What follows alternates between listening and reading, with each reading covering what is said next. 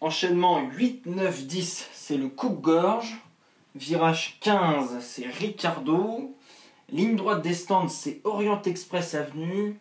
Virage 1, c'est Bakou d'Espoir.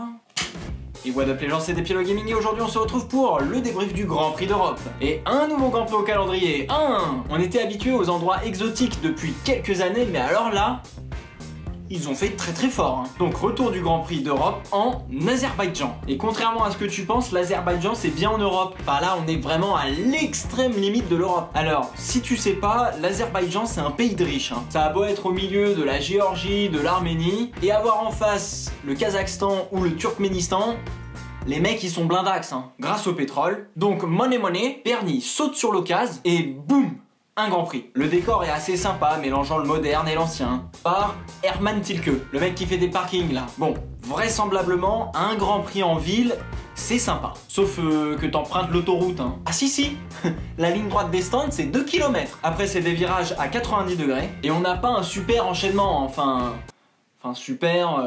joli pour voir les monoplaces parader quoi. Le 8, 9 et 10 a été rebaptisé coupe-gorge par les téléspectateurs. Bon sinon les murs sont proches et Ricardo et Perez se sont fait rappeler à l'ordre. Pour tout le reste du plateau on a utilisé la marche arrière au moins 2 fois. Ah quand tu sens que c'est pas possible de prendre le virage, tu préfères tirer tout droit Sauf que c'est tellement étroit que pour faire un 180 tu risques de planter la bagnole dans l'échappatoire. Un peu comme Max Verstappen l'avait fait pendant une démonstration. Alors du coup il y avait aussi les GP2 ce week-end. Et vu le circuit, tu te dis forcément va y avoir un carton. La safety car est sortie en moyenne tous les 3 tours grosso modo Et les Français n'ont pas brillé. Après 2 courses de GP2 animées, tu te dis ça sent bon pour la F1. Histoire de sauver les meubles. Parce que bon, l'Azerbaïdjan c'est pas vraiment un pays de sport automobile. La qualif en F1. Faut un gros moteur Pas de surprise, Mercedes est là. Rosberg chope la pole au KLM et le premier des autres, c'est pas Hamilton, c'est Sergio. La Force India elle est là ma gueule. Derrière on a Ricardo et suivent les Ferrari qui ne sont pas trop mal pour une fois. Hamilton. Vendredi il a fait 2 bonnes séances d'essai Et puis samedi il a pas arrêté de faire des erreurs. Que des blocages de roues. Bref, il était pas dans le rythme. En Q2 il a carrément niqué ses pneus à cause des différents blocages de roues qu'il a fait. Et en Q3... il a amélioré quand soudain Verstappen s'est emparé de lui. À la sortie du 8, 9, 10, il touche légèrement l'arête du mur et boum, les 2 roues se disent bonjour. Il part 10e. Sergio qui change de boîte de vitesse prend 5 places de pénalité et donc du coup part 7e. Ça fait chier parce que honnêtement il aurait pu jouer la victoire. Bon. La course. Un de mes potes m'a demandé sur qui il fallait miser. Je lui ai dit franchement Sergio il sera sur le podium quoi. Et la cote était intéressante. Alors au départ tu sens la tension et vu ce qui s'est passé en GP2 tu te dis va y avoir un carton et non en fait. Rosberg s'élance, Ricardo tente de le suivre mais se fait doubler quelques instants plus tard par Vettel. Perez fait une remontée tout comme Hamilton et voilà quoi. Rien. Pas d'accident. Pas de safety car. Personne ne s'est planté dans le coupe-gorge. Tu te rends compte? Bon alors après on a eu droit à des dépassements.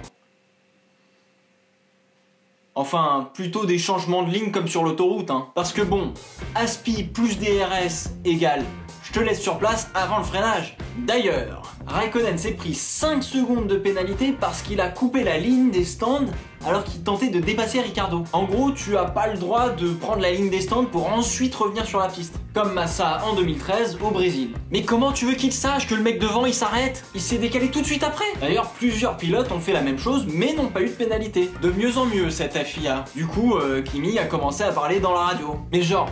il a pas arrêté de parler. Il a plus parlé pendant le Grand Prix que pendant toute sa carrière, le man. Le Iceman.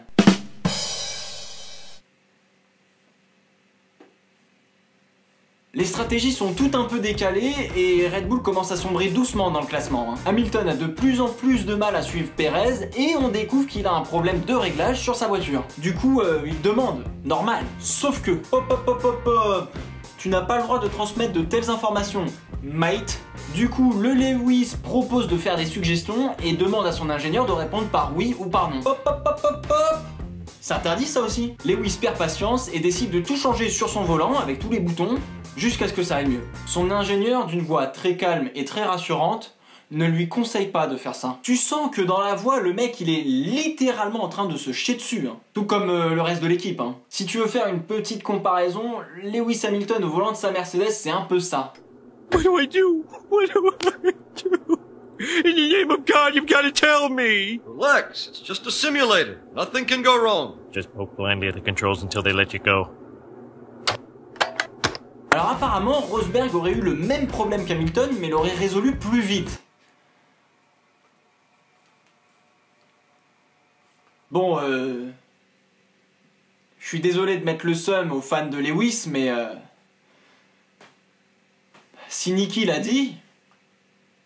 Sérieusement, on m'a reproché d'attaquer un peu trop Hamilton. Oui, c'est vrai. Je vais essayer d'attaquer Nico, qui a fait, un super week-end, quoi. Tu veux que je dise quoi de mal? Ouais, bon, une fois le départ donné, il a tué le suspense pour la victoire. Hein. Par contre, Hamilton, je trouve qu'il est arrivé un peu trop confiant. Il a pas fait de simulateur, il a pas fait le tour de la piste à pied avec ses ingénieurs. Bon, il a du talent, mais à un moment donné, ça suffit plus. Et puis, il l'a dit lui-même, hein, il avait qu'une envie, c'était de rentrer chez lui. Bon, là, je lui tape pas dessus, hein. Il avait l'air saoulé par ce week-end de course. Ouais, mais Mercedes favorise Rosberg, non. Mercedes favorise personne. Ils en sont au point de dire que Rosberg a eu un problème juste pour faire genre ils sont équitables. Alors qu'en fait, je suis sûr que non. C'est la course, ça arrive. Ça remet en cause les règles de radio en F1. Il fut un temps où on avait interdit les consignes d'équipe. Puis évidemment, les équipes, elles contournaient la règle. Hein, Seb? Puis on a tout autorisé, et puis là, c'était les ingénieurs qui pilotaient à la place des pilotes. Alors du coup, on a tout interdit. Mais va faire marcher correctement une bagnole qui est devenue un ordinateur.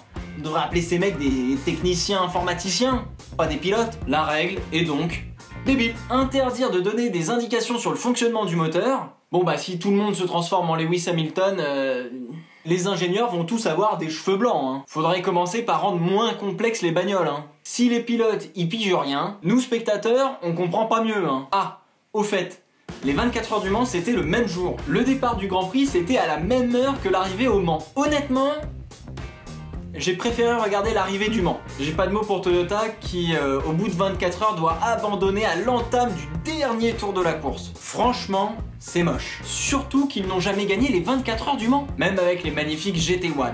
Le débrief de Despielo, c'est fini pour aujourd'hui. Merci beaucoup.